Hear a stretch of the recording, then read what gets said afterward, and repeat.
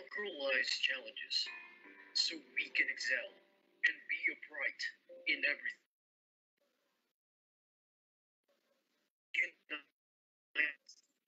University, we may continue to serve and love one another. Amen.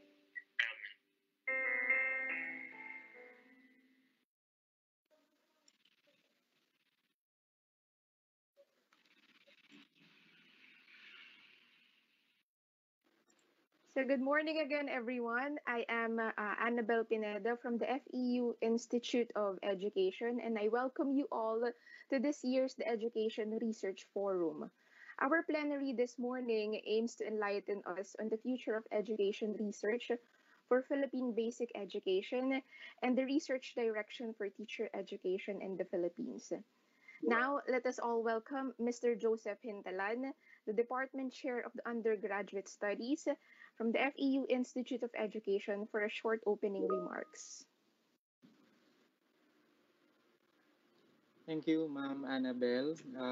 A pleasant morning to everyone, to our keynote speakers, our colleagues and peers in the academe and the profession, and especially to our education students. Again, good morning to all of you. The Education Research Forum, known in our institute as TERF, is a semestral culminating activity for our undergraduate research courses. Likewise, it's also a venue for our faculty, the graduate school students, to share the progress of their research. This year's turf is challenging in a sense that we have to transfer all of its aspects virtually. But more than the challenge in the technical aspect, turf is an opportunity for us to reflect on our education research direction, especially during these trying times. The pandemic may have exposed some aspects of education that we really need to reflect on and further discourse. These aspects may have been present even before the occurrence of COVID 19 and may have just been amplified by the circumstances. As academics, I believe that it's our duty to take part in responding to any crisis by doing our role as teacher researchers and inform policymakers and fellow practitioners of things that we can further the discourse and so to improve the existing condition. Moreover, the challenge as teacher researchers goes beyond the time of COVID 19. I know that some of us are really finding ways through research on understanding the interdisciplinary aspects of teaching and learning during the pandemic. However, I think we should also exert effort on trying to understand what our lives, our education would be after COVID 19. Thus, we invite everyone to take part in the discussion this morning. And together, let's try to understand the future of education and education research. As teacher researchers, let us take this time to reflect on how we can further promote equity and quality in education through research. Let us show our deepest concern for students' learning by informing our practice through research. Again, I'm inviting everyone right now joining us through FB live stream and through our conference room in MS Teams Live to join us on this discourse and feel free to express your thoughts to be delivered by our keynote speakers. Again, thank you and magandang umaga po sa lahat.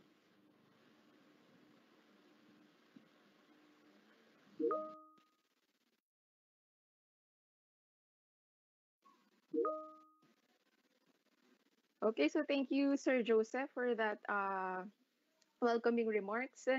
So, everyone, before we proceed, let me remind that this event is being recorded. A short open forum would commence after each of our guest speakers have finished their discussion. During the open forum, you are encouraged to type in your questions and comments with your name and affiliation. So, without further ado, let us meet the Dean of the Institute of Education, Dr. Harold Kalala.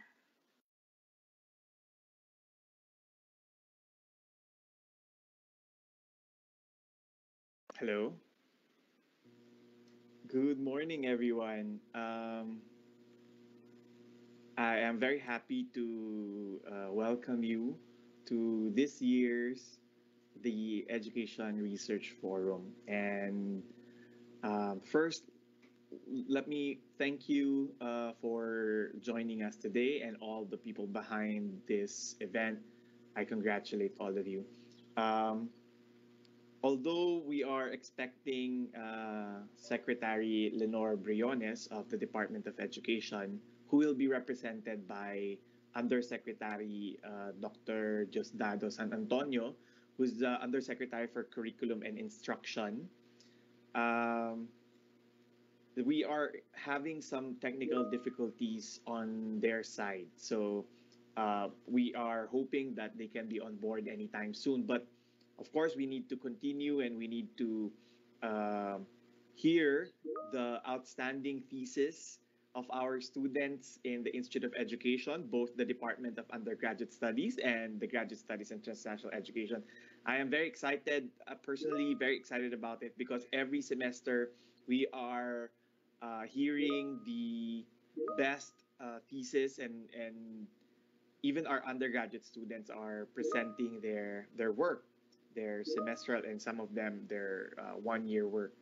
So before I begin, I would like to call on two of our EdRest faculty or the Education Research faculty to give us few message for all our uh, students today who are, I feel, very anxious maybe to present their work. And I tell you that you don't need to be anxious. It's part of your academic life in the university, but enjoy it. I will hand it over first to two of our EdRes faculty, Mr. Greg Ebron and Mr. John Angelo De Leon to give us few message while I prepare my slides for all of you today this morning. Can I hear from Greg first? Good morning, Dean. Good Good morning. morning, good morning, everyone. Most especially to our dear students. As we all know, living in the current fourth industrial revolution era has afforded us lifestyles our previous generations never had. So, thanks to the unstoppable advancements, breakthroughs, and discoveries brought to us by extensive research worldwide, research has lifted to the laurels of life and gifted us opportunities for more possibilities. To all our students here, may you be inspired to continue your love for education and lifelong learning and unceasingly pursue quality, innovation, and excellence through research so that you may also contribute to the advancement of our society. Inspirations for research are around us. We have the United Nations 17 Sustainable Development Goals. We have the Philippine Development Plan 2022, and we have the Ambition Natin 2040. Whatever field you may be, and wherever you navigate yourselves to be, research will always be there. And I want you to use your critical thinking, creativity, communication, and collaboration skills in dealing with and addressing our lives' biggest problems and most pressing issues through research. And let me end this short message with this line. After all, research is life, and there's beautiful life in research. Thank you so much. Thank you very much, Mr. Greg Ebron. He's one of our faculty members in the Institute of Education and handling education research. Let me hear a short message from one of our faculty members also, Mr. Angelo De Leon, to inspire, of course, our students in the Institute of Education to do research. Good morning, everyone. I think I'm going to be focusing on two things as far as how research is concerned and how you can further up your research. One is for us to read. I think reading is one of the most um, important aspects as far as how we can further up our studies and research. the reason why we probably do not advance our studies, advance our ideas, because we kind of lack the necessity for reading stuff or looking for other stuff that we can add to our existing study. So um, reading is, I think, one of the foremost skills or habits that we can definitely have. And the second part is being, I think, calm in the sense of troubling times in research, especially if you would want to pursue the advances in publication and so on and so forth. There's lots of stresses that we normally experience. Um, Stresses from the revision itself, from the pressures from probably your advisors, the stress from your peers, the stress from your career, and so on and so forth. Um, and that idea can affect us in terms of finishing our existing task. In order for us to at least succeed in the things that we would want to do, especially in terms of research, we most have to be definitely calm in those specific situations. So I think that's two things that I would want to focus on. And to the presenters and the breakout sessions later on today, I hope and wish you all good luck. Thank you so much for giving me the time.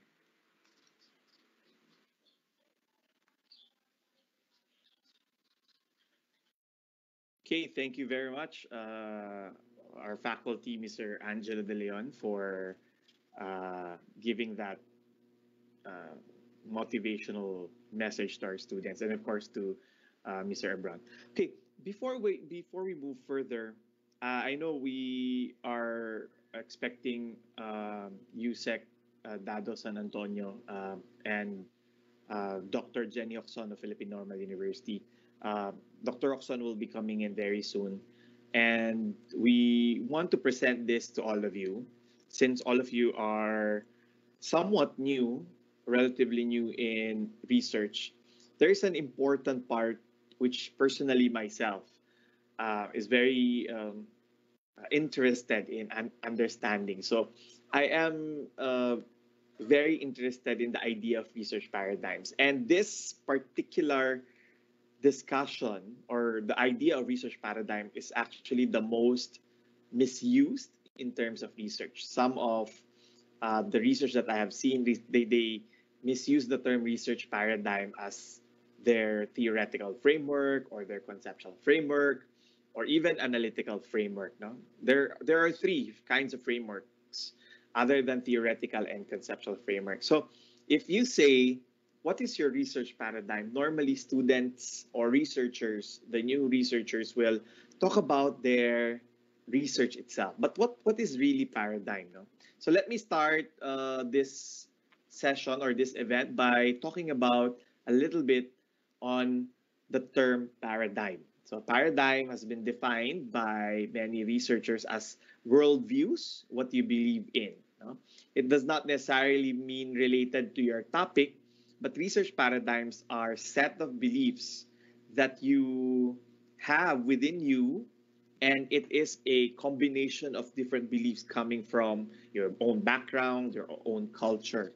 So when we talk about research paradigms, we're not asking theoretical framework, we're not asking your conceptual framework. So if you, in your manuscript you have research paradigms, we expect the term we expect that you explain what you believe about research. Again, I will repeat, my paradigms are worldviews. Paradigms are it's like a compendium of what you believe in, coming from your background, your culture. So when you put the word research in the paradigm, that means what do you believe about research, or what do you believe about inquiring? Research is a form of inquiry. So when I and later I am a panel member in the breakout session. If I see a manuscript there written research paradigms, I assume you will explain what do you believe about inquiring knowledge. So we're not talking about your theoretical framework or your conceptual framework. So there are questions that I want you to think about later. So maybe to help you later also in your presentation, uh, when you want to talk about your research paradigm, essentially it will cut across the question of what is research to you, because a lot of definitions given about research, but generally when you talk about research, it's about inquiring or looking at or answering a question that will add to whatever it is known.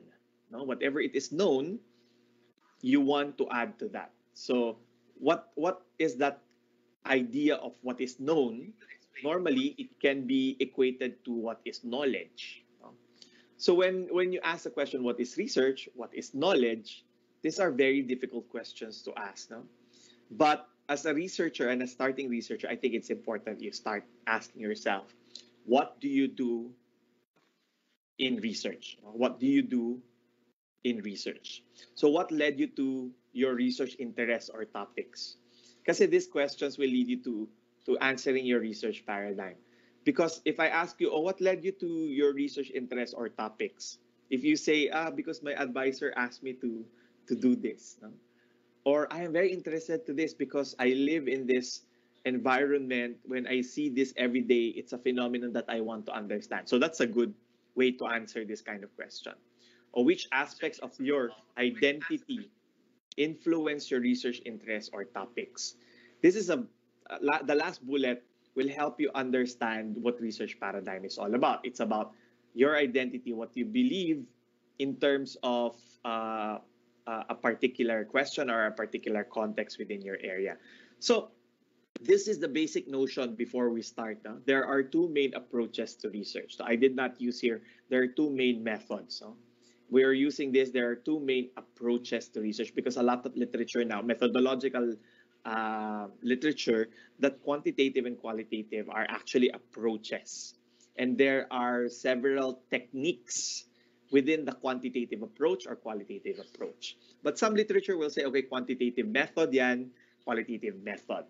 But for this purpose of discussion, and for you later in your presentation, and of course to our visitors who are here watching our FB Live and some of our stream, this can also be an opportunity for you to ask, what is your research paradigm? So the item number 2 is question to those who just started conducting research. What are the main difference between the two? Okay, and I'm sure you know on a broad stroke what's the difference between the two. Let me give you a general differences between the two. Of course, quantitative involves numerical data. And when it involves numerical data, that means you as a researcher, you believe in the power of numbers. Often involves large numbers of cases. Kaya you get a sample of a population. If there is, let's say, 1,000 population of your respondents, you get a sample of that and then you test that sample. And that would generalize the large number of population. And that is in connection with bullet number 3 that seeks to generalize the whole population. Let's say I want to understand the phenomenon of who's good in math. Is it this certain gender or this certain gender? So if I want to look at it and test it, I will get a sample of this group of people, and then I get another sample of the next group of people. And then after testing, after using statistical tool, then I can conclude that this cohort of population, which I tested, is the same. So when you talk about quantitative, it seeks to generalize the whole population. So typically it uses questionnaires, observations, and secondary sources.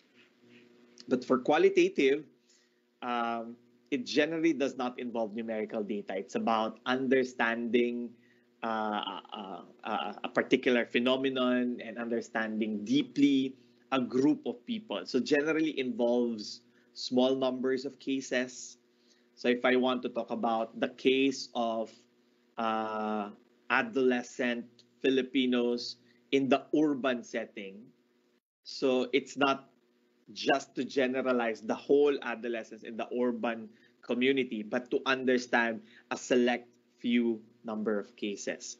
Findings typically not to generalize. So when you do qualitative, the intention is not to generalize. No. So when you try to understand, let's say, um, an experience of teachers during parents teachers conference, you want to understand ano ba yung na-experience ng mga teachers when they do parents-teachers conference in a particular case.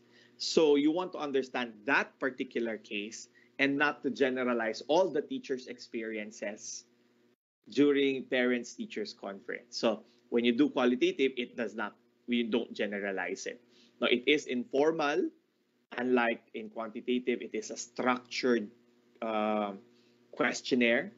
In qualitative, it is unstructured. In-depth interviews are normally being used.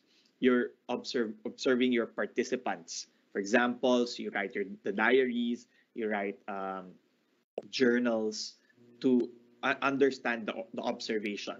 And even the terms being used in quantitative and qualitative are somewhat different. In quantitative, you use the term respondents because they respond to your questions in the survey. But in qualitative, since this is understanding deeply a particular small number of case and you want to interview them, they are your participant. You participate in the conversation. So they're not just responding to you. So you're part of the conversation because it is an interview.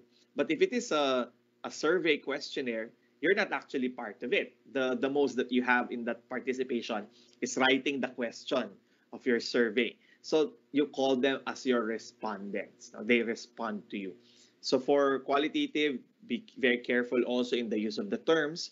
In qualitative, you don't normally hear the word sampling, although some qualitative researchers use the term sampling technique in qualitative, but you don't sample a population in qualitative. Typically, you want to understand the participants based on the purpose coming from your research questions. So normally you use the purposive sampling technique in qualitative rather than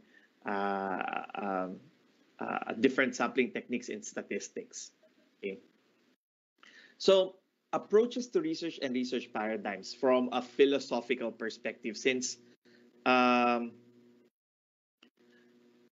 the part of paradigms is actually more of philosophy because it's what you want to understand or what do you understand about inquiry. So from a philosophical perspective, quantitative and qualitative approaches to research are different as they are driven by two different paradigms. Now, again, what is a paradigm? Paradigm is a set of beliefs. They are characterized by the way the proponents, you, respond to the three basic questions. What is the nature of the knowable? Or what is the nature of a particular reality? Some people will say, oh, there's only one reality and this is the reality that we live in. But some people will say, oh, no, there are so many realities. Now, one reality is also valid or good point to discuss, and the other reality is also good to discuss. That's why in qualitative, you talk about experiences, and one experience of a particular participant may be different with the experience of the other participant.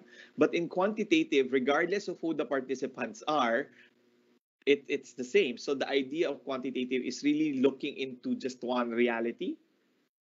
And typically, science research is that. The idea of science is that there is an information that we need to seek somewhere out there. No? So that's what you mean by finding the knowledge or finding that particular reality. So, but in qualitative, since you're talking about experiences, you're talking about their emotions, you want to understand what they are experiencing in their particular context. You probably believe that there are different reality because your own reality may not be the same reality as others. So the others one naman, don't be uh, surprised with the terms. No? These are just some terms, but we'll try to explain it as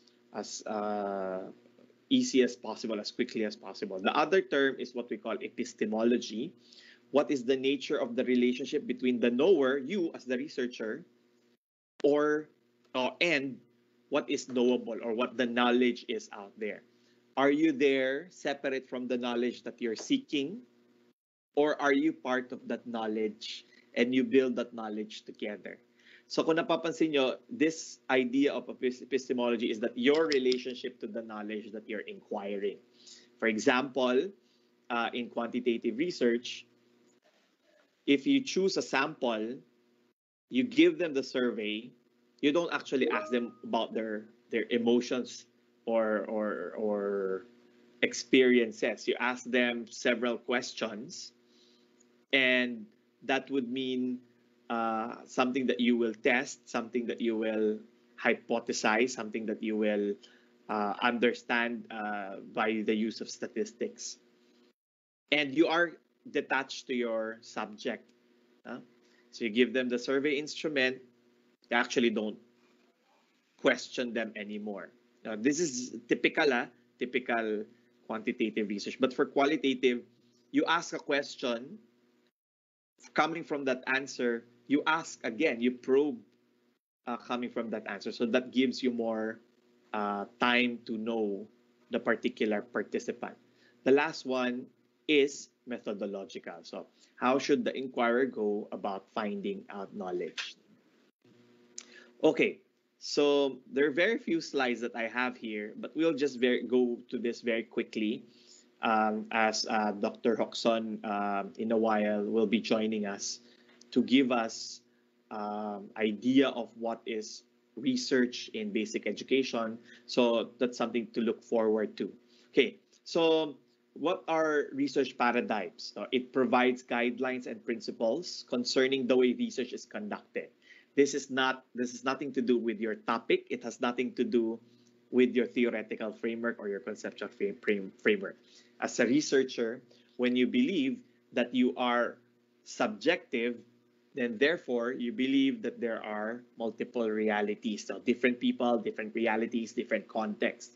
But if you believe in objectivity, you will say, no matter who is answering this survey instrument or whoever is conducting this research, whether the researcher is in Philippines or the researcher is in the United States, they should get the same answer because there should be an objective knowledge or objective truth.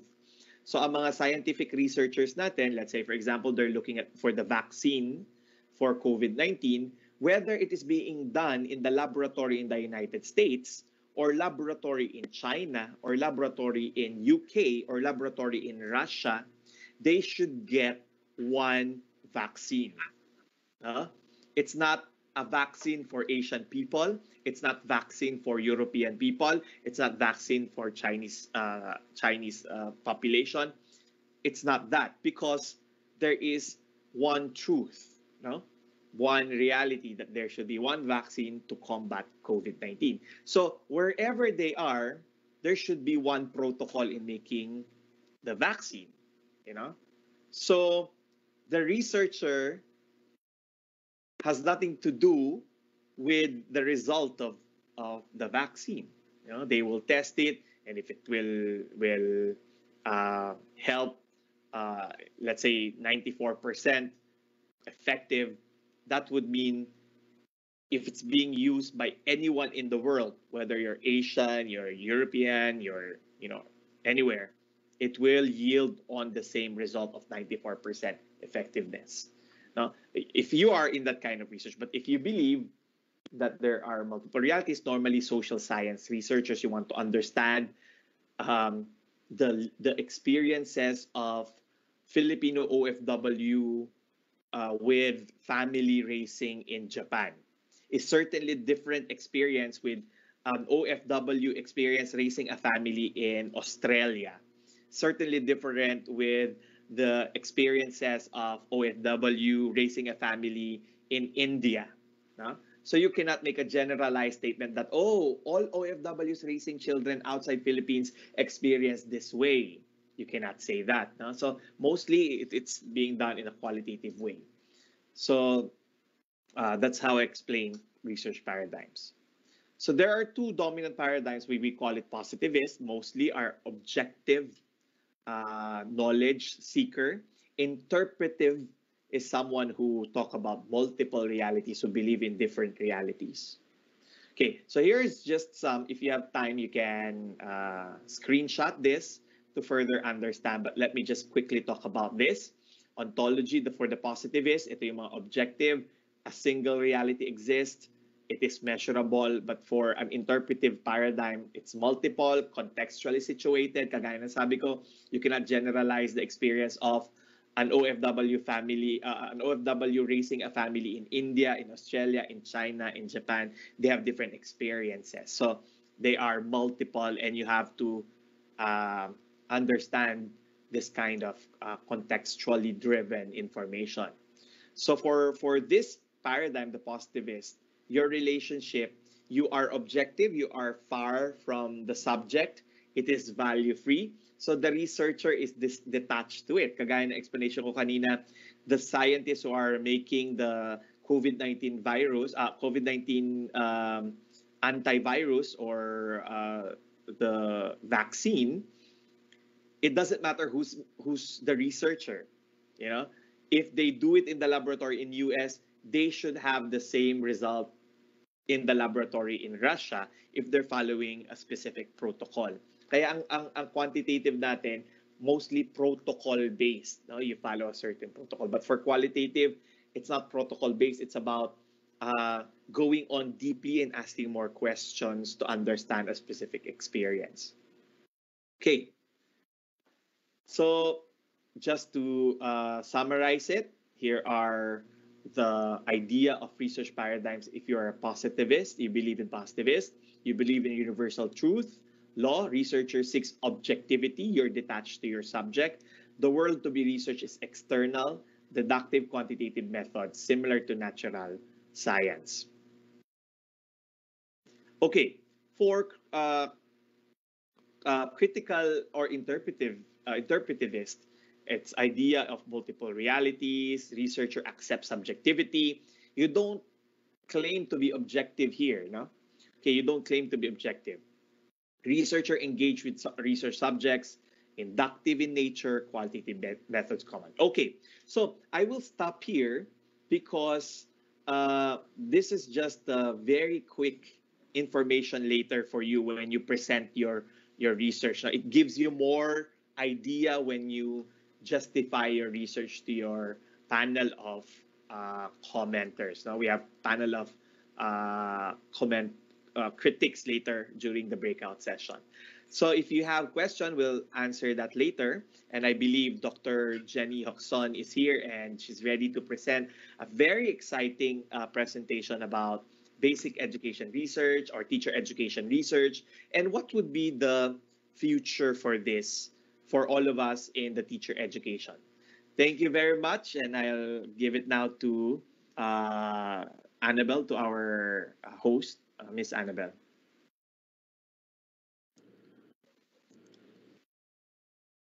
Thank you very much, Dean, for that very insightful discussion on what research paradigm is and how they practically differ from a theoretical framework or conceptual framework. So now, without further ado, let us get to know our next esteemed speaker for this morning. So our next esteemed speaker for this morning will enlighten us with her expertise on research direction for teacher education in the Philippines. Our speaker is an associate professor of literature and research center for teacher education, deputy director since 2013. She obtained her PhD in literature from the Philippine Normal University, and she received her postdoctoral fellowship from the University of New England. She is currently the Vice President for Academics of Philippine Normal University. So, distinguished guest, let us all welcome Dr. Jenny Hoxon. Magandang umaga. Marami pong salamat sa oras na ibinigay ninyo sa akin. First, I'd like to acknowledge my friends from FEU. Maraming salamat for always having me. Dean, thank you for inviting me. Ang akin pong topic expected of me this morning is to look into research and the directions for research. I'd like to be able to offer already a caveat to my presentation.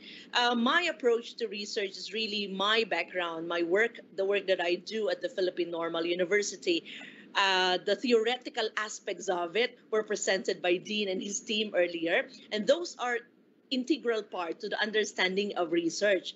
But sometimes, as the document given to me by FEU, may mga aspeto na maaari nating tingnan pa in terms of research, in terms of what matters, to us in the country and to pre-service teacher education. So the title of my presentation is Harnessing Voices for EDUC 4.0, the impact of research. So these are there are components to the presentation. One is I'll touch briefly on EDUC 4.0. I know because this is a buzzword in education, you've been hearing concepts about EDUC 4.0, and I don't like to pretend I know much about it than you do. But really, where is research coming in all of those concepts? Okay. Thank you to anyone who's doing my slides, but hindi ko kasi ma-share on my own. Salamat po. Next slide, please.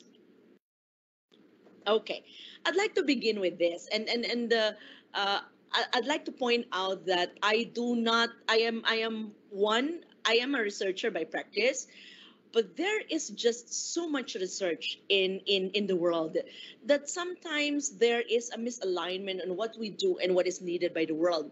This slide I got from The Guardian. That's my source, and this is referring to a PhD work, So ibato natin siya sa konsepto ng research and how practical research is. So sabi dito, it can often feel like contemporary academia is about chasing citations rather than changing the world. Okay?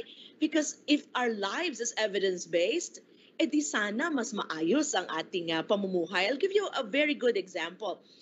We are an archipelago. We are visited by typhoons almost every month of our lives. Para bang wala nang ibang pupuntahan ng typhoons, at nagpipilahan pa yan papasok ng Pilipinas. And yet, our subdivisions, our streets are not prepared for the bagyo. So if we are really evidence-based, the way we look at life is evidence-based, we know what to do with our kalsada, we know what to do with our mountains, etc. So that's one basic classic example, okay? Sabi pa rin ng slide na ito, and I'm looking at this particular, I'm looking at the upper right, Too much research is aimed at insular academic circles rather than the real world. Let's fix this broken system. Okay, by Julian Kircher, So, ang dami-daming researches, and that's fine. Ang dami-dami nating ginagawa, and that's fine. But really, what of those research mattered to the Philippines? And heavily, my presentation will be focused on that, okay? So, mararamdaman niyo po ang aking passion to how we do research in terms of what really matters to us in the pre-service teacher education. Next slide, please. The focus of my presentation, a few concepts on the VUCA concept to Education 4.0 might help you. One slide, two slides. I'd like to link EDUC 4.0 to the role of HEIs. The teacher education institution is closest to my heart, me being from the Philippine Normal University. Link my work as a researcher using a systems approach, and hopefully this could influence a little bit, a portion of your research life. Next slide, please. Okay, we sometimes forget how much things change over time, right? That we focus heavily on the quantitative side of things rather than the qualitative part. Okay, this slide tells you. Next slide, please. You just click, please. Okay, click again. This is a slide that tells you that gives you a cargo plane in 1956.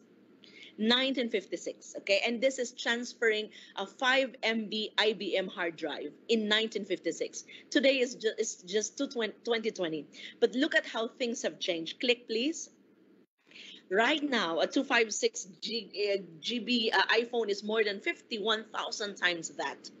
It used to be that the world looks into cargo planes to transfer these hard drives. Ngayon, ang dami-dami mo nang pwedeng gawin.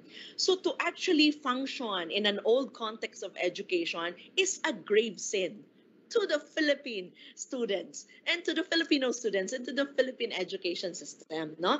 To function in that old concept of what education is and what we need in education is something that is triggering already a disservice to our students. Next slide, please. Okay, this I have few slides on this that I took into consideration all of the questions expected of me, no, by the very good paper presented to me by by FEU. So ang unang tanong, what are the considerations in formulating research priorities for teacher education in the Philippines? And this is a very good question. You begin kasi with the basics, no? Uunahin mo muna ano ba ang hinihingi sa atin. We have statutory requirements and we have national requirements to account for research priorities. So I have next slide, please. Okay, in the context of the VUCA world, there are several sources, but I'm using Benet and Lemoine in 2014, looking at saying that we live in a VUCA world. Click, please. VUCA, as you know, stands for volatility, uncertainty, click please, complexity, and ambiguity. So if you look at your research priorities, you do not forget this. Parang classroom din yan eh. Paano ba ako nagtuturo? Now that we are in a flexible modality, time and again, people will be asking me, ano ba ang tamang pedagogical considerations? Ano ba ang tamang pedagogical aspect ng aking classroom? And my response will always be, how did you do your face-to-face? If you did your face-to-face this way and it's working, chances are it will work in a flexible modality. It will work on your online modality. Wala naman pong binagong education, ang binago lang ay modality. Anong ibig sabihin nito? Kapag tinarget mo ang sitwasyon ng lipunan, you must be able to target all of these aspects that are connected to your research. When you do research, you do not forget that the VUCA world is already here. Kaya hindi na dapat mahahabang text ang binibigay mo sa loob ng classroom because there is now that context of uncertainty among your kids. And to really touch on heavier and longer texts is crazy for them, okay? So ganun din po ang research. Next slide, please. Edu 4.0 to Wallner and Wagner in 2016, click please, looks into this. Complexity with complexity is effective. More complex is better in the context of the VUCA world. You try to navigate through that. So kung ganun na yon, paano kaya ang research? No? These are good questions for us. Next, need for student self-organization. So kung may need for student self-organization ka na, what research are you doing? What is FEU doing in terms of what is self-organization amongst your kids? And if we do not have a definition yet, then that's already a research. Let's define it. All right, and when we define it, we go through the process of research by you conducting FGDs, by you developing your validation, etc. Students define their own goals. Yan, gustong-gusto natin yan. If students are defining their own goals, ano na pala ang goals ng Tamaraw education? That's what I remember about FEU. You're a Tamaraw educator, okay? So sabi ko sa taga-PNU, can we also do that the way FEU does it? Like, there's a PNU1 educator, but if you're a Tamaraw educator, what are the aspects of a Tamaraw educator that we only find from you? This is clearly your brand, okay? What makes you a Tamaraw educator? Now, your goals are connected to the goals of the university, okay? Interdisciplinary, transdisciplinary, I think you would know that. Individual assessment. Let's do research on individual assessment. How do our kids assess themselves, no? Tama na yung malalaking assessment natin inside a classroom. That doesn't work na anymore in life, no? We have different ways of coping with life, therefore, different ways of assessing our life. So, what is our research supporting individual assessment? Transformation of available knowledge to usable knowledge is heavy on technology. E-learning versus we learning. lecture is still effective. Kaya lang, kailangan mo lang i-translate ang learning space mo, no? Lecture doesn't stop, no? I'm doing that kind of lecture now, no? It doesn't stop. Masama lang, sa loob ng 3 buwan na nagturo ka, lecture lang lahat ng ginamit mo. So walang clear-cut rule na nagsasabing this one is better than the other one. It depends on the context, okay? Next slide, please. So that's next slide. That's one way of looking at it. Ano ang importante? Paano mo dinidictate yun? Ang tanong, ano mga specific requirements for you to develop research? So nauna ko yung VUCA context. You begin with that. Bakit kailangan tayo mag-umpisa doon? Because that's the world we live in. Okay? That's the world we live in. And 10 years from today, heaven knows kung ano na ang klase ng world that we actually live in. You do research based on the expectations of the times. Okay? Otherwise, no one will read your research. It will gather dust in the library. Okay? Ngayon, ang karamihan po sa aking presentation, 80% of my presentation will focus really on the teacher because this is the expectation of us in the education system. And I live with the mantra of McKinsey and his group in 2007. The quality of an education system cannot exceed the quality of its teachers. If I can appeal to all of you listening and to all of you here, if we can devote our research work to help our teachers live a better life, that would actually solve so much problem of the Philippine education system because no other aspect matters more than our teachers. Okay, next slide, please. Okay, 3 things that matter the most in top school system, sabi ni McKinsey. Okay, una, click please. Getting the right people to become teachers. Ano ang research natin na tumatalakay kung sino ang mga guro na pumapasok sa ating pre-service education? Now that we face, sa amin pala yun, SUC, no? Now that we face free tuition fee, sino na ang naguguro ngayon? Kung kaya na nilang mag-aral ng libre to become an engineer, would they still choose being an educator? Sino ang kumukuha ng education in the Philippines? That's a crucial component of our pre-service teacher education. Do we have research on that? Who among the FEU students go to Institute of Education? Bakit sila? Anong meron sila? Let's do a research on that. And probably that will realign some of your policies, okay? The next thing that matters the most, okay, is developing them into effective instructors. What are we doing to develop this cohort into effective instructors, okay? And what is the system that is able to deliver the best possible instruction? Where are these layers? That's basically basic education, okay? So theoretical yan. Anong sinasabi ng VUCA world? Anong sinasabi ni McKinsey? These are components where you can drive at your research. Next slide, please. Click. Thank you. Now, if we focus on research education, there are national requirements, okay? I don't know if you have seen this because this has not been issued officially by the Commission on Higher Education, okay? This has not been issued officially. But technically, the national requirement, dapat isa lang pala, the national requirement is the National Research Agenda for Teacher Education. NRATE ang tawag ko. I don't know if they call it the same, no?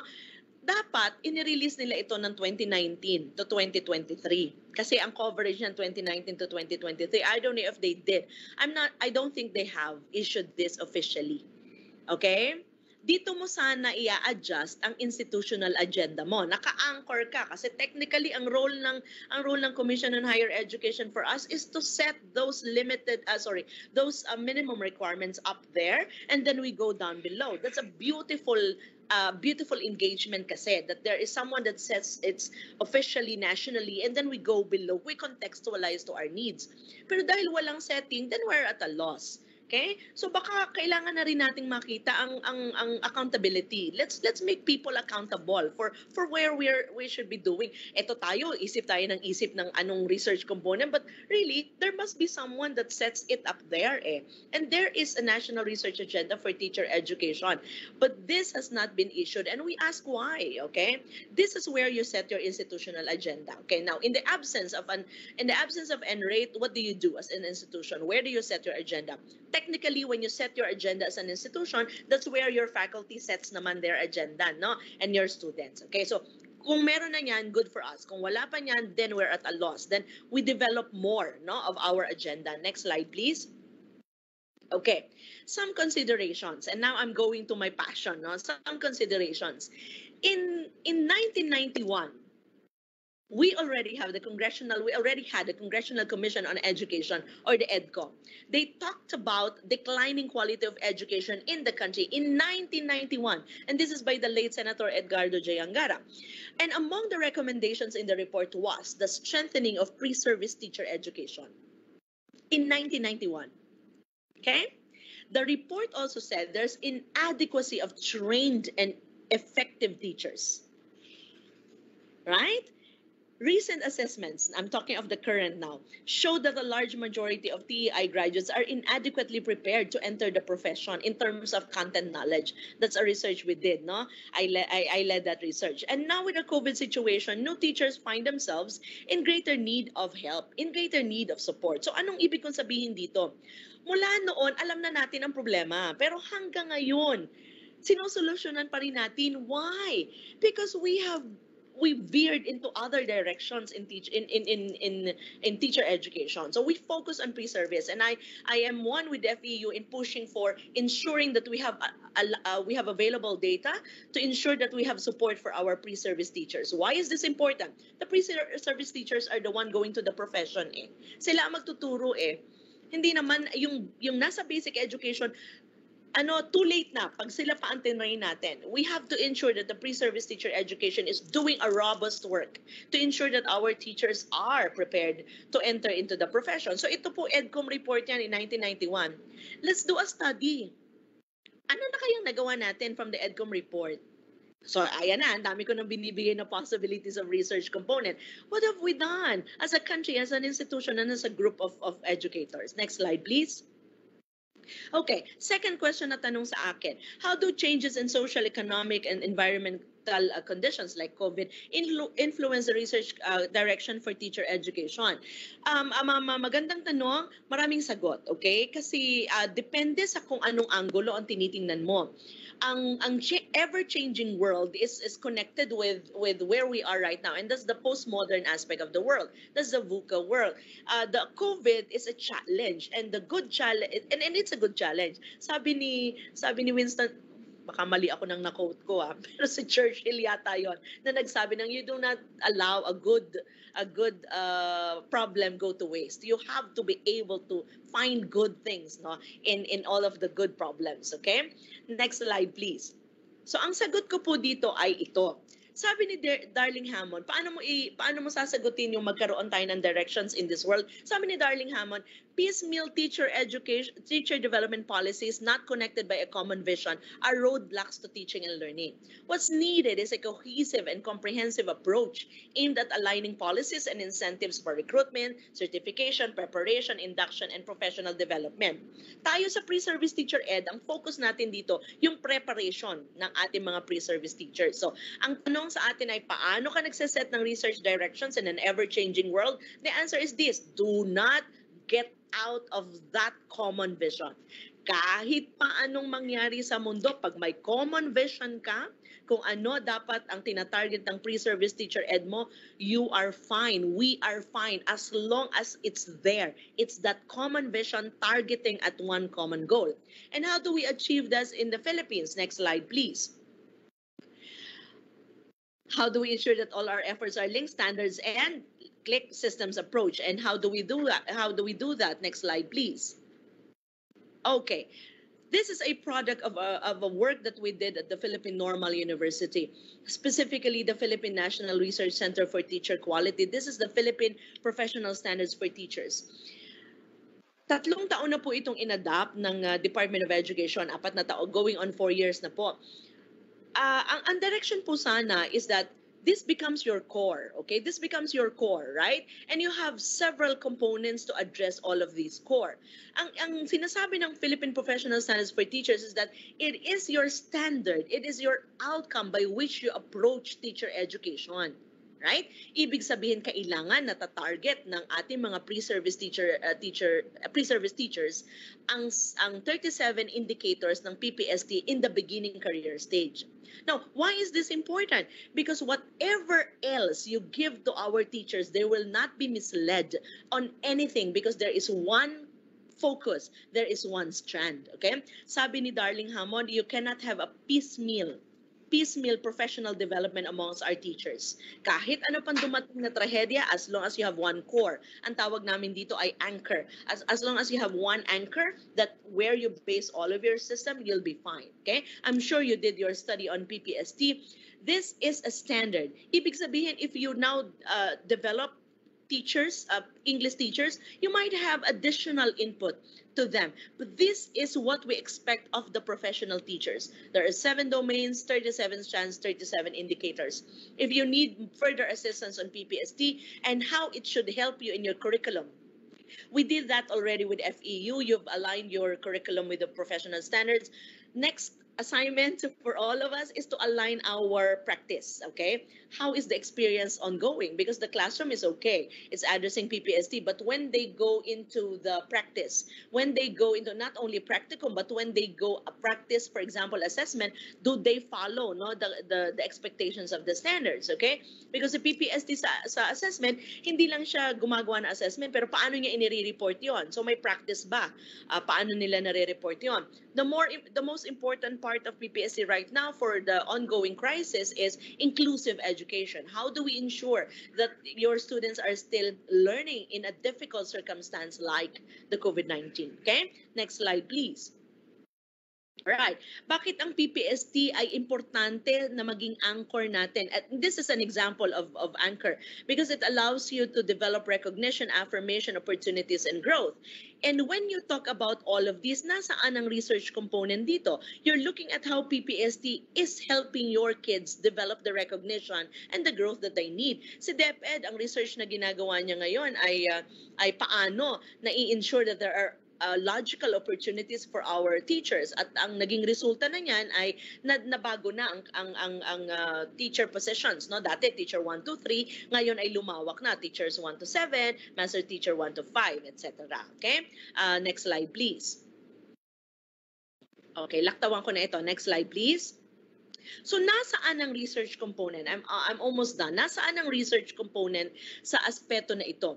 Sabi sa atin ng VUCA world, there must be that complete standards, no, of the delivery of our research component and teacher education. But when you deliver, there must be that guided implementation on how you do your teacher education. And for you to have a guided implementation, you have to be able to sample that, to validate that. And that's already research in a way, okay? So there is a system of training and practice that you put together. What are the inclusions of the system of training and practice based on, say, PPST, or based on what a Tamaraw educator is, or based on whatever standards you're using? Okay, so when you look into the system of training and practice, there is that kind of logic, no, towards the use of research there. And by you doing so, you're addressing expectations of the Department of Education, which is important. Bakit importanteng ma-address mo ang pangangailangan ng DepEd? And I'm sure Yusek Dad's conversation with you later in the afternoon, I understand, I would touch on anong kailangan nila in terms of research, no? Marami silang kailangan nila ng tulong sa paano nagde-deliver ng multi-grade. Hindi natin yan itinuturo kasi we don't like to touch on multi-grade kasi it's not the perfect situation. But you see, our country is not in a perfect situation. So pag ang estudyante mo ay napunta sa isang multi-grade classroom, kaya ba niya mag-deliver ng klase? Baka hindi kasi we did not train them there. That's a product of research. Ibig sabihin, DepEd wants us to do something. How do we ensure that this is happening? Bakit importanteng sagutin natin si DepEd? Because our kids will go there. Our students will go to the profession. Hindi pwedeng isa lamang ang tina-target natin. We should be able to target DepEd. It's the biggest ano ba to, it's the biggest employer of our teachers, okay? We also need to be able to look into the Commission on Higher Education. And the Commission on Higher Education is addressing all of our minimum requirements as an HEI. So ano yung ine-expect nila sa atin? Paano mo sila pinagsasama? Produkto ng research po yan. By you having a system of training and practice, you both discussed DepEd and CHED, and these are collaboratively done through the Teacher Education Council, which is a product of research also by the EDCOM. No? There is now in Senate and Congress a bill on strengthening the Teacher Education Council. Okay, we hope you could join us in studying further why it should be strengthened. Okay, and by looking at all of these components, you have a quality beginning teacher. So what's the drive of research? By you developing all of this through you, standard delivery, guided implementation, and system of training and practice. Yan ang konsepto ng research mo in teacher education, addressing the expectations of both DepEd and CHED, looking for a quality teacher, a beginning teacher. Next slide, please. Okay. I think this is last of two of my last slides, no? So, paano ba bakit ba importante na tingnan natin ang role ng pre-service teacher education? At bakit ang akin sanang hinihingi sa inyo in my limited time ay tingnan ninyo ang pre-service teacher ed. Ano ang nangyayari doon? At hindi natin kailangan magkaroon ng malaking agenda for you to be able to touch on that. Focus on where you are right now. What have we been delivering in the pre-service teacher education that matters to the basic education of the country? Sabi kasi ni Darling Hammond ulit, no? Siya ang guru kasi ng teacher preparedness. Sabi niya, if you don't have a strong supply of well-prepared teachers, nothing else in education can work. So, my sharing this morning is focused on you deliver what is expected of us in a VUCA world, and that's Edu 4.0. You ensure that there is technology support, technology engagement. Second, there must be that anchor that we follow in pre-service teacher education. Kung ang tanong na i-deliver ay how do we ensure that we look into the components of the world, components of the society, how do we link them to research? Ang sagot po ay basta meron ka lang anchor kasi. Basta naka-anchor ka, hindi yan nawawala, hindi ka maliligaw because you have that focus, right? And PPST is one, okay? There are many others that you can look into, but when it comes to the expectations of a teacher, PPST is the anchor by which DepEd looks into, no? So si DepEd, ginagawa na niya ang kanyang tungkulin bilang ensuring na ang mga graduates ng FEU can come into the Department of Education because your curriculum and your expectations are aligned to the expectations of DepEd. Saan naka-anchor yon? Sa PPST. So the beginning teacher indicators of PPST is what we target in the pre-service. And finally, the focus is ensuring that the pre-service teacher education is addressing what the EDCOM report told us in 1991, what the Department of Education needs from us, okay? Only through that can we ensure that the education system is aligned in the country and there's a continuous effort, okay? So saan papasok ang research? Saan papasok ang impact ng research? Follow through, follow suit, no? In all of the aspects expected of us by the VUCA world, by the standards, and by the Department of Education. Next slide, please. And then finally, this is a picture I like a lot. No, we have an elephant, a big elephant in a good car, maybe that gives us a good quality education. Next slide, please. Yeah, I think I'm done. This is my last quote for everybody.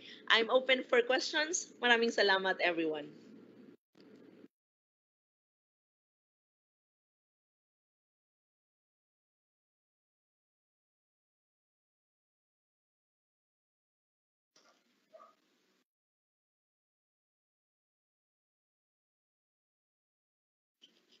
Okay, so thank you very much, Dr. Hoxon, for that very insightful discussion on cultivating research to further improve teacher education in the Philippines. So, indeed, as educators who are innovators during these very trying times and challenging times, it is very imperative that we recognize the importance of research in order to make sound decisions, evidence-based decisions, in order to respond to these changes and their inevitable impact. So we open the floor for question and answer. Distinguished guest, you may type in your comments and questions and your name and affiliation as well. One question po, Dr. Hoxon. So how do we resolve the differences on interpretation of standards through research? Di mag-usap tayo. Okay. Kapag ang tiningnan po natin ay interpretation ng produkto ng research, sa aking pagtingin, and this could be only a personal context, ano, meron kasing ang research kasi pag yan open for interpretation, it's not a sound evidence. Okay, it's not a sound evidence kasi dapat klaro siya ng kung ano ang kanyang gagawin.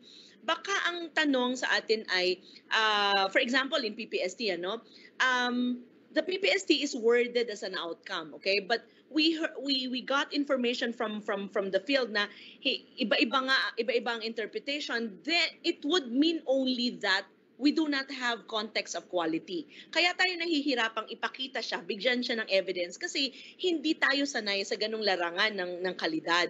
So a research, for it to become an effective dynamic, no, or an effective how do you call this, an effective source of standards, it must be very, very clear. An engagement or a continuous conversation allows us to verify if we have concerns on how to ensure that it's happening, if we have concerns on how it is how it is how do you call that, interpreted, etc. Pero pag ito po ay produkto ng isang research, it cannot have different interpretations kasi otherwise hindi sound ang naging sistema natin, ano, sa produkto ng research. I hope I got the question correctly, ma'am, ha? Thank you for that, Dr. Hoxon. So we have a few more questions here. So another one would be, I would like to ask, is research or teaching should be the priority in the basic education teachers? Dalawa ang sagot ko dyan. Kung ang tanong mo ay for pre-service teacher education, pre-service teachers, kung siya ay requirement, the answer is yes. Pero sana, pagkatapos nating matutunan ng mga theoretical concept ng research, you begin with that. You begin with still the theoretical aspect of it. Sana we go to the practical. Ano yung mga topics, no? Ano yung mga research concepts na sana ay ginagawa ng ating pre-service teachers? Why is this important? Because it triggers amongst them a high level of thinking and a high level of activities. Sana lang wala nang masyadong highly technical na mga research but highly practical kasi that's what we need in the Philippines talaga. Si DepEd, for example, ang kailangan niyan talaga, ano ang mga pedagogy that will help their teachers in the flexible modality. Yan ang kailangan nilang tulong ngayon. We're not saying a one size cannot fit all. Pero kung marami kang produkto ng research, marami kang ibibigay kay DepEd, these are all possibilities. And that's where FEU can come in and where all of us can come in the pre-service. Pangalawang sagot ko, kapag ang tanong mo ay, kailangan ba ang research ay nasa basic education na subject na nandoon naman na ngayon sa K-12? The answer is a yes and a no. Yes, because it's important for our kids to trigger also that high level of thinking. No, if you do not have qualified teachers to teach it. So let's not push it. Let's prepare our teachers first. Kapag na-graduate na ni FE yung marami ang marunong magturo ng research, then we offer research in the basic ed. Pero ngayon, parang hindi masyadong kaya pa ng ating mga guro kasi naka-focus tayo sa ito ang questionnaire, ito ang pag-quantitative. But you see, research cannot be like that alone. Otherwise, again, it gathers dust. Okay? Okay, so thank you for that, Dr. Hoxon. So another question po from Sir Nathan Jacob, an FEU alumnus from the IE as well. So good morning, ma'am. What could be some research issues in teacher education that are still existing until now? Why is it still there? Why is it still there? And how can we control or prevent it? Thank you. Very good question, and really shows a tama raw thinking there. What is the problem of teacher education in the country? We do not meet eye to eye.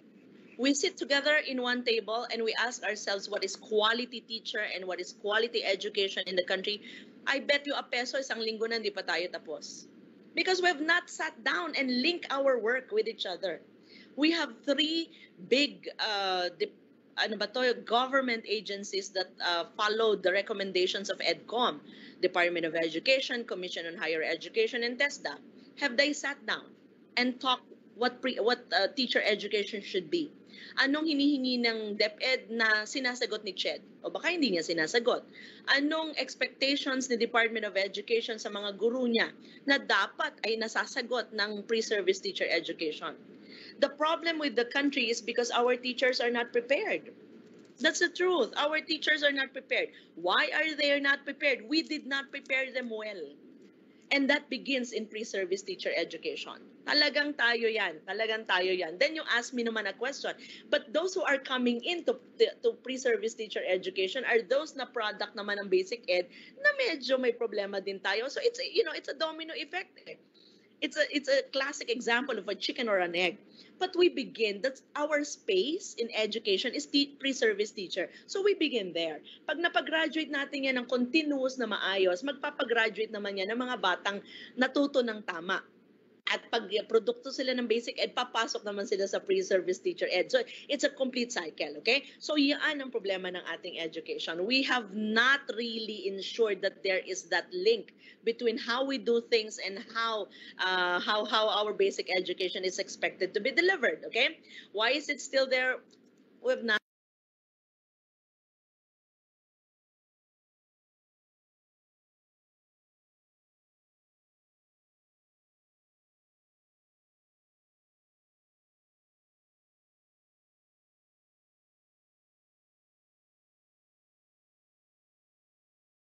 We have not talked. Hindi tayo kasi mahusay sa accountability ang Pilipinas, no? We never hold our government agencies accountable to what's happening in our education system. Why is it still there? How can we control or prevent it? My suggestion is for us to get together, like what we're doing now. Let's get together. Ano ang tingin natin na dapat ay maging direksyon ng ating pre-service teacher education, and teacher education in the country, na kasama na yung pre-service, kasama na yung in-service, kasama na yung basic education delivery. Kasama na tayong teacher educators, okay? Tayo kasi teacher educators, we're in the higher ed, no? The higher context of things, no? May isa akong naiwan, may PRC pa. Nakalink ba ang pagtataya sa ating magiging guro sa tamang pagtataya? Nakalink ba ang lahat ng yun? Baka naman ang itinatanong sa atin ay hindi na dapat itanong sa atin. Baka the way we are mandated by law to become teachers ay hindi na ang tamang paraan. So maybe a revision, maybe an enhancement of how we do things, no, from the preparation to professional development. Okay? Thank you, Nathan. Okay, so maraming salamat po ulit, Dr. Hoxon. Another question po from our guest, one of our guests. So, hi po, Doc. You mentioned about incorporation of technology. So, how can we incorporate technology if one of the problems in Philippine education is the internet? Thank you. Oo nga, tama naman yung tanong. How can you incorporate technology? Pero ganito po kasi yun. Ang paggamit po ng and I am not an expert of technology, but the understanding of technology in the Philippines is as long as you're in front of a computer, as long as you're using the internet, or as long as there's a PowerPoint presentation using slides, etc., inside the DepEd classroom. Bigyan na lang kita ng example, no? Nung dinevelop po namin ang classroom observation tool across the country, I went to all of the regions in the country so that I can sample and I can say that the classroom observation tool can be used in all corners of the country, in all characteristics of the classroom. That I went up the mountain, etc. Not just to check. I went to an island just to see if the indicators in the classroom observation tool are applicable to all parts of the classroom, to all types of classroom and learners. Palagian, kapag ang indicator na hinahanap ko is the use of technology, ang mga guro ay kailangan manghiram ng LCD, nagre-rent, ng ganyan, etc. Kasi the way we envision technology is always the running development. Ibig sabihin, habang nagtuturo ako, kailangan ko ng technology. But technology is in the preparation. Technology is also in planning for your assessment. Technology is all those, hindi naman ang technology ay on the spot lagi. Connectivity problem mo na. So what do we do? What do we do? We can't do anything about it because really, the connectivity issue in the Philippines is a national concern. Hindi naman siya concern lang ng classroom mo. So baka kailangan nating i-realign ang ating mga konsepto. Halimbawa po kami sa pamantasang normal ng Pilipinas, problema na ng aming mga estudyante ang connectivity nila. So we lessen our synchronous activity and focus on the asynchronous. How? We ask our faculty to record themselves. Record themselves in the lecture. So yun na yung idina-download ng bata namin. And we use our synchronous activity to only mind the gap. To ensure only that nasasagot namin ang mga tanong ng mga bata, nasasagot namin ang kanilang mga expectations, no, rather than focusing on the details, no, na pang-synchronous. So ang suggestion ko po ay we first accept that there's a problem in our connectivity, but technology is more than the connectivity. Technology is planning, technology is using some available technology for us, available apps for us, and this can be done, no, in the possibility of all time and spaces ng isang bata. I don't know if you're satisfied with that, but that's how I view the use of technology in the current system and the current problem. Thank you.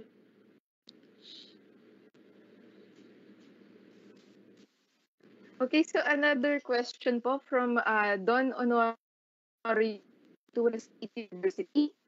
So the question is, I would like to create a model development and DEE Ed program among our 7 campuses by comparing them. Can I use the ACUP or AACCUP instrument? What particular area in that instrument can I include? Okay, ACUP is for us, no, in the state universities and colleges. This is our accreditation system, no.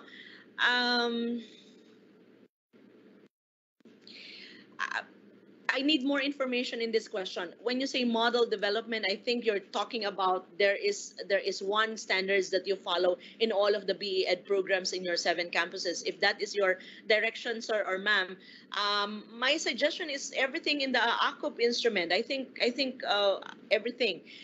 The thing is, the ACUP instrument kasi is checking, validating if you have that and how strong do you have that.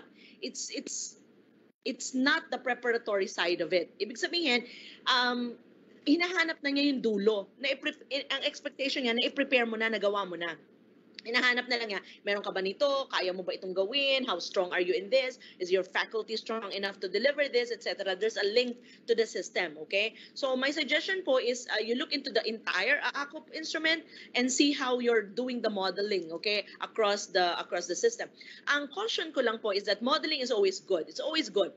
But I hope you do the modeling as a minimum requirement because, again, contextualization is important. One size cannot fit all, especially in the Philippine context. No? Iba-iba tayo ng estudyante eh. Therefore, if you tell me this is how I do assessment, depende sa estudyante na hawak ko. Classroom yan na. Di lalo na kung paano mo i-deliver yung kalahat-lahatan sa iyong curriculum. So, my suggestion is always to be careful about it. Have one goal. Have one anchor, and then from that anchor you can go outside the box. No, you can strengthen the anchor by providing context to what you do. All right, so thank you very much again for that insight, Dr. Hoxon. So last question po. This is from Sir Brian Gonzalez. So what are your thoughts for those who do not see the relevance of research, and how can we show them the relevance of research? Medyo controversial po ang sagot ko, paumanhin po. They do not see the relevance of research because the research that we've been showing them are not relevant at all. That's it. Anything that you give to a person, if it does not work with them, their lives, it will not be relevant. For example, my PhD is pure literature, right? And I love the classics. But no one among my kids understand the classics anymore. No one among my students would appreciate the classic anymore because they live in a world where flash fiction is important. Flash fiction is 7 words, you're done with your story. I love you, goodbye. That's a story that is relevant to them. I cannot give them my Dostoevsky anymore. No one will appreciate Dostoevsky except maybe Dr. Chini here. Okay? No one would appreciate anybody else. No one would appreciate Shakespeare anymore. Shakespeare is important for me. I'm a literature person. I'm a student of literature, but that's not important anymore to my students because that's not their life anymore. Okay? So you give them a research that is not relevant in their lives, they will not appreciate research. Okay? How do we make sure that they appreciate and love research? We go to the basic. Ano ang kailangan mo? And may term dito na tinatawag ngayon, ha? Action research. Okay? Ano ang problema mo? Solusyonan natin yan by doing research. Okay? And hopefully, you target that in the pre-service teacher education. Ha? Salamat po. Alright, so maraming salamat po ulit, Dr. Hoxon. So for the awarding of Annabelle, certificate. Yes. can I just quickly say about what Dr. Sure. Hoxon is saying about the EDCOM report? And I totally agree with Dr. Hoxon. Similar to what she's saying, my PhD is understanding the 30 years of curriculum reforms in the Philippines from 1982 to 2013. So that just to put forward also what she was saying a while ago, that this can be a good research because in my analysis of 30 years of curriculum documents from 1982 to 2013, it's really the question of EDCOM report in the 90s that was very significant and I think relevant up until today. There were so many results that were not done only because of maybe politics and maybe because at one point when we're changing our curriculum from NESC, NSEC to RBEC in 2002, that was the key document in 2002 reform. But there were so many discussions and we're not really meeting eye to eye.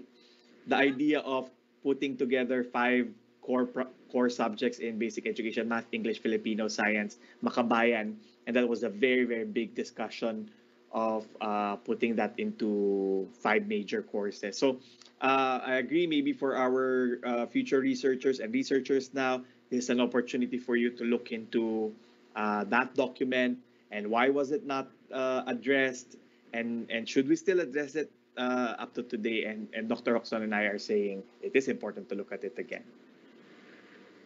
Yeah, that's all. Thank you. Thank you.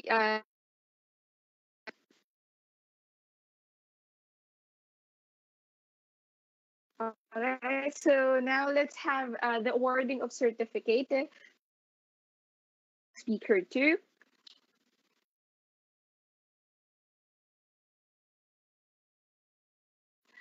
Alright, so far it's the certificate of appreciation to Dr. Jenny Hoxon for her expertise as keynote speaker during the Education Research Forum, TERF, held on December 2, 2020. So given this second day of December 2020 at Far Eastern University, Manila. So signed, Mr. Joseph R. Hintalan, Department Chair, FEU Institute of Education Undergraduate Studies, and Dr. Harold John D. Colala, Dean, FEU Institute of Education. So thank you very much again, Dr. Hoxon, and we look forward into having you again in our future web conferences and plenary. Thank you, Dr. Hoxon.